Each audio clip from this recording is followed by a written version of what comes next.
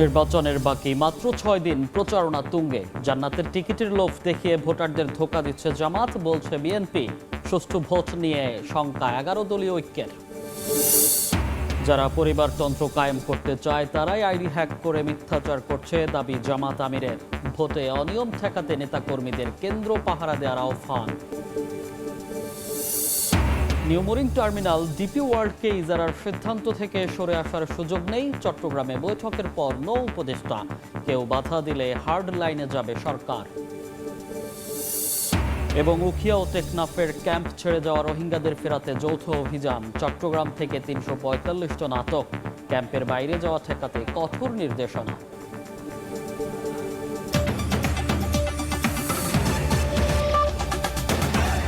বাংলার সময়ের সঙ্গে আছি আমি মনির হোসাইন।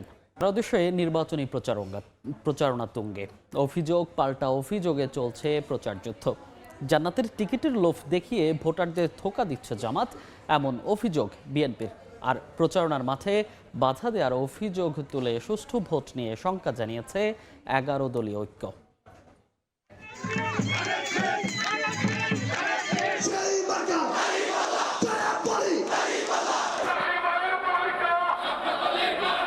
নির্বাচনের বাকি আর মাত্র ৬ দিন, প্রচারণায় ব্যস্ত প্রার্থীরা।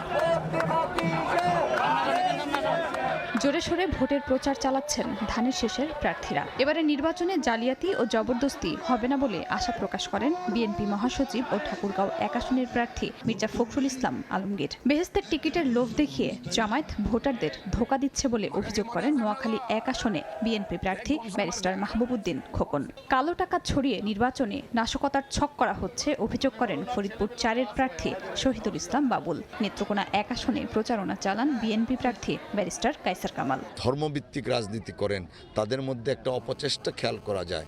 তারা ধর্মকে পুঁজি করে রাজনীতি করতে চাচ্ছে। এখানে প্রচুর কালো টাকার ব্যবহার, লুটের টাকার ব্যবহার হচ্ছে। ঘরে ঘরে যাই, ৫-৭ জন মহিলা পাঠায়, আর বলে বেসা লাগবে ভাই, বেসা লাগবে।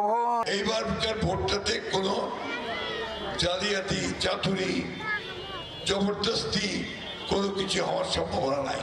পাড়া মহল্লা দাপিয়ে বেড়াচ্ছেন ১১ দলীয় ঐক্যের প্রার্থীরাও। নির্বাচনী ইশতেহার ঘোষণা শেষে খুলনা ৫ আসনে জামায়াত প্রার্থী মিয়া গোলাম পরোয়ার অভিযোগ করেন প্রচারণায় বাধা দেয়া হচ্ছে। নরসিংদী ১ আসনে প্রচারণায় দাঁড়িপাল্লার প্রার্থী বলেন একটি দল কেন্দ্র দখলের হুমকি দিচ্ছে, জনগণ তা প্রতিহত করবে। পঞ্চগড় ১ আসনে শাপলাকলির প্রার্থী সার্জিস আলম ভোটারদের কাছে গিয়ে দেন নানা প্রতিশ্রুতি। কক্সবাজারের কুতুবদিয়ায় নির্বাচনী জনসভায় দেশের নতুন জালেম আবির্ভূত হয়েছে বলে মন্তব্য করেন এনসিপি আহ্বায়ক নাহিদ ইসলাম। তারাই নতুন জালেম যারা ৫ই আগস্টের পরে নতুন করে চাঁদাবাজি শুরু করেছে।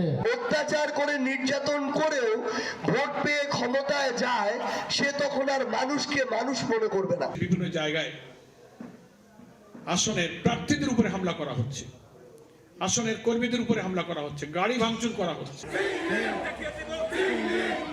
প্রচারণায় পিছিয়ে নেই স্বতন্ত্র প্রার্থীরাও। প্রতিদিনই নিজ প্রতীকে ভোট পেতে চষে বেড়াচ্ছেন নির্বাচনী এলাকা।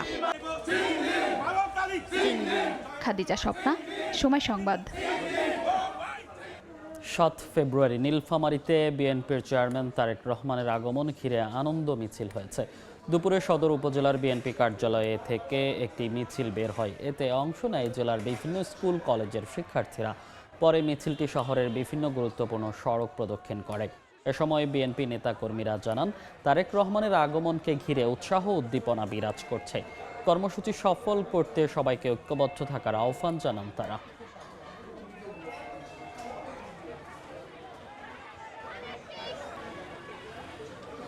যারা পরিবারতন্ত্র কায়েম করতে চায় তারাই আইডি হ্যাক করে মিথ্যাচার করছে বলে দাবি করেছেন জামাত আমির ডাক্তার শফিকুর রহমান।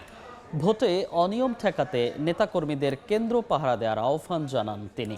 নওগাঁ, চাঁপাইনবাবগঞ্জ, রাজশাহীতে নির্বাচনী জনসভায় বক্তব্য রাখেন জামাত আমির। তার দল ক্ষমতায় গেলে নারীদের মাস্টার্স পর্যন্ত বিনামূল্যে পড়াশোনার প্রতিশ্রুতি দেন তিনি।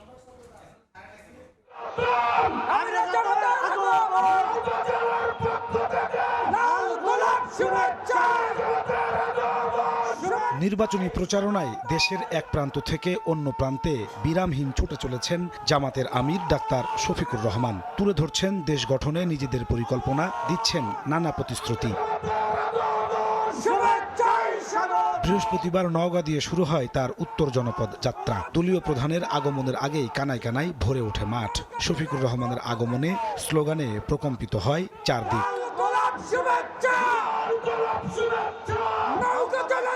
বক্তব্যে জামাত আমির বলেন, যারা পরিবারতন্ত্র কায়েম করে দেশকে গোলাম বানাতে চায় তারাই তার এক্স আইডি হ্যাক করে মিথ্যাচার করছে। 11 দলীয় জোট ক্ষমতায় গেলে মাস্টার্স পর্যন্ত নারীদের পড়ালেখার খরচ সরকার বহন করবে বলে প্রতিশ্রুতি দেন তিনি। যারা এই দেশে জনগণের সরকার চায় না, যারা দলীয় পারিবারিক গোষ্ঠীতান্ত্রিক সরকার চায়, যারা এই দেশকে গোলাম বানিয়ে রাখতে চায়, তারা আমার উপরে মিসাইল নিক্ষেপ করেছে। ছাত্রীদের জন্য আমাদের অঙ্গীকার, মাস্টার্স পর্যন্ত তারা সম্পূর্ণ সরকারি খরচে লেখাপড়া করবেন ইনশাআল্লাহ। জামাত আমির বলেন, সরকার গঠন করলে ভাতা নয়, যুবকদের হাতে তুলে দেওয়া হবে কাজ। আর কাউকে দেশের সম্পদ লুট করতে দেবে না তারা। আমরা যুব সমাজকে কথা দিচ্ছি ইনশাআল্লাহ, তাদেরকে শিক্ষা আর পর্যাপ্ত প্রশিক্ষণ দিয়ে তাদের হাতগুলোকে দেশ গড়ার কারিগরের হাত হিসাবে আমরা মজবুত করে দেব ইনশাআল্লাহ। পরে চাঁপাইনবাবগঞ্জে জনসভায় যোগ দিয়ে জামাত আমির বলেন, 12 ফেব্রুয়ারি পুরনো রাজনীতিকে লাল কার্ড দেখাবে দেশের মানুষ। মানুষ বিগত 54 বছরের শাসন হোক আর অপশাসন হোক তা দেখেছে, ওইটা দেখতে দেখতে ক্লান্ত হয়ে পড়েছে। এবার বাংলাদেশের জনগণ পরিবর্তন চায়, পুরানো বন্দোবস্তের রাজনীতি আর দেখতে চায় না। এরপর রাজশাহীর গোদাগাড়ী উপজেলায় নির্বাচনী জনসভায় যোগ দেন জামাতের আমির। বলেন, নারীদের জন্য নিরাপদ দেশ গড়বেন তারা। আমাদেরকে পারতে হবে, না হয় বাংলাদেশ হেরে যাবে। এদিকে রাজশাহী নগরীর মাদ্রাসা মাঠে আয়োজিত জনসভা জামাত আমির পৌঁছানোর আগেই কানায় কানায় পূর্ণ হয়ে যায়। বক্তব্যে ডাক্তার শফিকুর রহমান বলেন, 12 ফেব্রুয়ারি ভোট কেন্দ্র পাহারা দেবেন তারা। কারচুপি হলে কঠোর জবাব দেওয়ার হুঁশিয়ারি দেন তিনি। চিল আসমান থেকে এসে ছু মেরে যেন আমাদের স্বপ্নকে এলোমেলো করে দিতে না পারে। এখন থেকে পাহারা বসাবেন। কোন ভোট ডাকাত, ভোট চোর, ভোট ইঞ্জিনিয়ার কাউকে আবার কোনো ছাড় নেই। এ সময় রাজশাহী চিনিকল চালু সহ পদ্মা নদীর নাব্যতা ফেরাতে উদ্যোগ নেওয়া হবে বলেও প্রতিশ্রুতি দেন ডাক্তার শফিকুর রহমান। আল্লাহ তাকে কামিয়াব করুন। নাজমুস সালেহি, সময় সংবাদ। বাংলার সময় আরও থাকছে। নারায়ণগঞ্জ বন্দরে খালে মিলল অজ্ঞাত যুবকের লাশ। মোবাইল উদ্ধার, জানা যায়নি পরিচয়। হত্যাকাণ্ড ধারণা পুলিশের। কক্সবাজারের উখিয়া ও টেকনাফের ক্যাম্প ছেড়ে যাওয়া রোহিঙ্গাদের ক্যাম্পে ফেরাতে তৎপরতা শুরু করেছে আইনশৃঙ্খলা রক্ষা বাহিনী। সেনাবাহিনীর নেতৃত্বে যৌথ অভিযানে চট্টগ্রামের দোহাজারী থেকে 345 জন রোহিঙ্গাকে আটক করা হয়েছে। আর ক্যাম্পের বাইরে যাওয়া ঠেকাতে কঠোর নির্দেশনা দেওয়া হয়েছে বলে জানিয়েছে শরণার্থী ত্রাণ ও প্রত্যাবাসন কমিশন। কক্সবাজারের উখিয়া ও টেকনাফে রয়েছে 33টি ক্যাম্প, যেখানে বসবাস করছেন 14 লাখের বেশি মিয়ানমারের আশ্রিত রোহিঙ্গা নাগরিক। কিন্তু এসব ক্যাম্প থেকে বাইরে ছড়িয়ে ছিটিয়ে রয়েছে অনেক রোহিঙ্গা। ত্রয়োদশ জাতীয় সংসদ নির্বাচনকে সামনে রেখে এসব রোহিঙ্গাদের ক্যাম্পে ফেরাতে তৎপরতা শুরু করেছে আইনশৃঙ্খলা রক্ষাকারী বাহিনী। সেনাবাহিনীর নেতৃত্বে পুলিশ, বিজিবি ও উপজেলা প্রশাসন যৌথ দল বৃহস্পতিবার 5 ঘণ্টা ব্যাপী চট্টগ্রামের দোহাজারীর 2 নম্বর ও 7 নম্বর ওয়ার্ডের বার্মা কলোনিতে অভিযান চালায়। অভিযানে প্রথমে বার্মা কলোনির চারদিক থেকে ঘিরে ফেলা হয়। এরপর প্রতিটি বাড়ির তল্লাশি চালিয়ে যাচাই বাছাই করা হয়। অভিযানে মোট 345 জন রোহিঙ্গাকে আটক করা হয়। এদের মধ্যে 176 জন পুরুষ, 86 জন নারী ও 83 জন অপ্রাপ্ত বয়স্ক রয়েছে। দেশের আভ্যন্তরীণ নিরাপত্তা, রোহিঙ্গা ক্যাম্পে শান্তি শৃঙ্খলা বজায় রাখা এবং গণতান্ত্রিক প্রক্রিয়াকে সুরক্ষিত করার ক্ষেত্রে একটি গুরুত্বপূর্ণ সাফল্য। ভবিষ্যতেও এই এলাকার আইন শৃঙ্খলা পরিস্থিতি নিয়ন্ত্রণে রাখার জন্য আমাদের এই ধরনের পরিস্থিতি এবং এই ধরনের অভিযান অব্যাহত থাকবে। দুটি কারণ ছাড়া রোহিঙ্গারা ক্যাম্প ছেড়ে বাইরে যাওয়ার কোনো নির্দেশনা নেই। তারপরও অনেকেই ক্যাম্প ছেড়ে বাইরে যাচ্ছে। এই অবস্থায় ক্যাম্প ছেড়ে রোহিঙ্গাদের ছড়িয়ে ছিটিয়ে ঠেকাতে আইনশৃঙ্খলা রক্ষাকারী বাহিনীকে কঠোর নির্দেশনা দেওয়া হয়েছে বলে জানায় শরণার্থী ত্রাণ ও প্রত্যাবাসন কমিশন। তারা বাইরে আসতে পারে শুধুমাত্র দুটি কারণে। একটি হচ্ছে তাদের চিকিৎসা সংক্রান্ত বিষয়, আরেকটি কারণে তারা বৈধভাবে আসতে পারে, সেটি হচ্ছে যে তারা যদি কোনো আদালতে সাক্ষী অথবা আসামি হিসেবে হাজিরা দিতে হয়, সেক্ষেত্রে তারা সংশ্লিষ্ট সিএসির অনুমতি নিয়ে তারা ক্যাম্পের বাইরে আসতে পারে। এই ব্যাপারে আইনশৃঙ্খলা রক্ষাকারী বাহিনী এপিবিএন, পুলিশ, জেলা পুলিশ, আনসার সবাইকে নির্দেশনা দেওয়া আছে। গত এক মাসে প্রায় 500 রোহিঙ্গাকে আটকের পর শরণার্থী ত্রাণ ও প্রত্যাবাসন কমিশনের মাধ্যমে ক্যাম্পে ফেরত পাঠিয়েছে আইনশৃঙ্খলা রক্ষাকারী বাহিনী। সুজাউদ্দিন রুবেল, সময় সংবাদ, কক্সবাজার। নিউমুরিং টার্মিনাল ডিপি ওয়ার্ল্ডকে ইজারার সিদ্ধান্ত থেকে সরে আসার সুযোগ নেই বলে জানিয়েছেন নৌ উপদেষ্টা অবসরপ্রাপ্ত ব্রিগেডিয়ার জেনারেল সাখাওয়াত হোসেন। চট্টগ্রাম বন্দরে আন্দোলনরত শ্রমিকদের সঙ্গে বৈঠকের পরে কথা জানান তিনি। এদিকে নৌ উপদেষ্টার আশ্বাসে শুক্র ও শনিবারের জন্য কর্মবিরতি স্থগিত করেছেন শ্রমিকরা।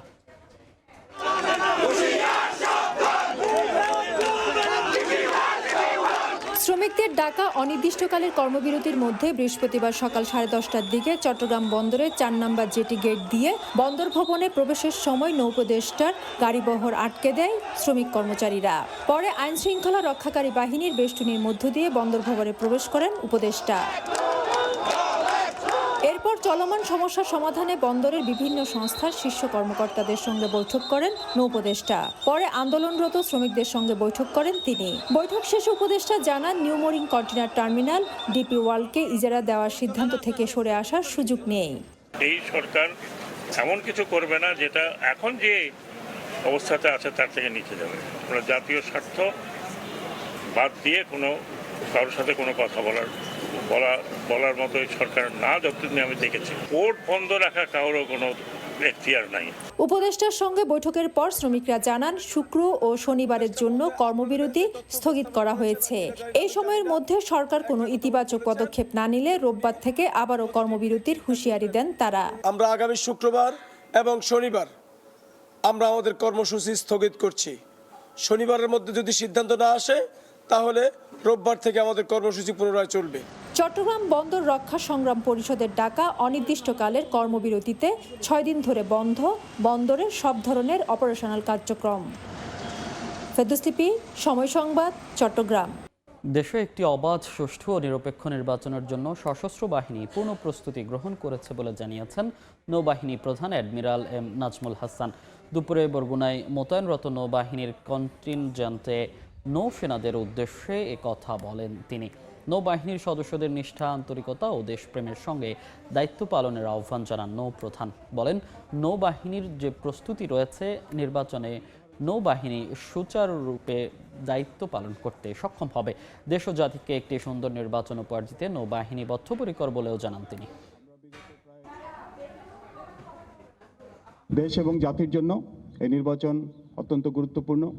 এর মাধ্যমে আমরা পুনরায় গণতান্ত্রিক ধারায় ফিরে যাব। একটি সুষ্ঠু, অবাধ ও নিরপেক্ষ নির্বাচন অনুষ্ঠানের লক্ষ্যে আমাদের পূর্ণ প্রস্তুতি গ্রহণ করেছি। আমি নিশ্চিত বাংলাদেশ নৌবাহিনীর মোতায়েনকৃত প্রতিটি সদস্য তাদের দায়িত্ব সুচারুরূপে পালন করতে সক্ষম হবে। নারায়ণগঞ্জে বন্দর খাল থেকে উদ্ধার হয়েছে অজ্ঞাত পরিচয়ে এক যুবকের লাশ। বৃহস্পতিবার দুপুরে উপজেলার লাউসার এলাকা থেকে লাশটি উদ্ধার হয়।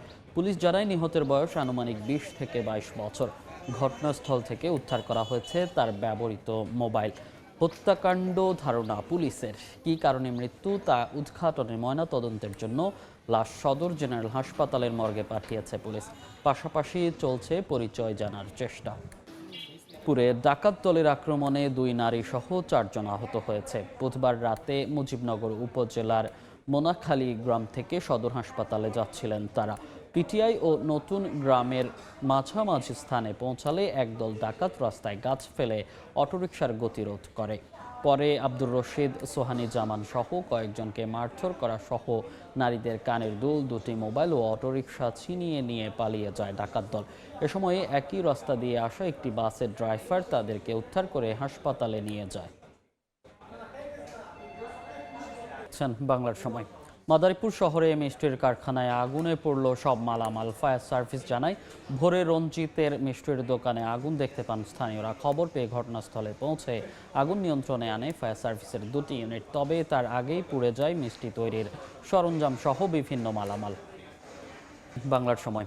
রাঙ্গামাটি থেকে খাগড়াছড়ি পর্যন্ত 75 কিলোমিটার পায়ে হেঁটে ধর্মীয় পদযাত্রা করেছেন দেশ বিদেশের 2 শতাধিক বৌদ্ধ ভিক্ষু। আগামী 8 ফেব্রুয়ারি পার্বত্য চট্টগ্রামের আধ্যাত্মিক বৌদ্ধগুরু খ্যাত বনভান্তের প্রধান শিষ্য প্রজ্ঞালঙ্কার মহাথের ৭৬তম জন্মদিন। দিনটি স্মরণীয় করে রাখতে ও বিশ্বের শান্তি কামনায় ৫ ফেব্রুয়ারি রাঙামাটি থেকে ৩ দিনের এ ধর্মীয় শান্তি পদযাত্রা শুরু করেন বনভান্তের শীর্ষ সংঘ। ৬ ফেব্রুয়ারি খাগড়াছড়ি ধর্মপুর আর্য বিহারে গিয়ে শেষ হবে এই ধর্মযাত্রা। শীর্ষ সংবাদগুলো জানিয়ে দিচ্ছি আরও একবার। নির্বাচনের বাকি মাত্র ৬ দিন, প্রচারণা তুঙ্গে। জান্নাতের টিকিটের লোভ দেখিয়ে ভোটারদের ধোঁকা দিচ্ছে জামাত, বলছে বিএনপি। সুষ্ঠু ভোট নিয়ে সংখ্যা ১১ দলীয় ঐক্যের। যারা পরিবারতন্ত্র কায়েম করতে চায় তারাই আইডি হ্যাক করে মিথ্যাচার করছে, দাবি জামাত আমিরের। ভোটে অনিয়ম ঠেকাতে নেতাকর্মীদের কেন্দ্র পাহারা দেওয়ার আহ্বান। এবং নিউমোরিং টার্মিনাল ডিপি ওয়ার্ল্ডকে ইজারার সিদ্ধান্ত থেকে সরে আসার সুযোগ নেই। চট্টগ্রামে বৈঠকের পর নৌ উপদেষ্টা, কেউ বাধা দিলে হার্ড লাইনে যাবে সরকার।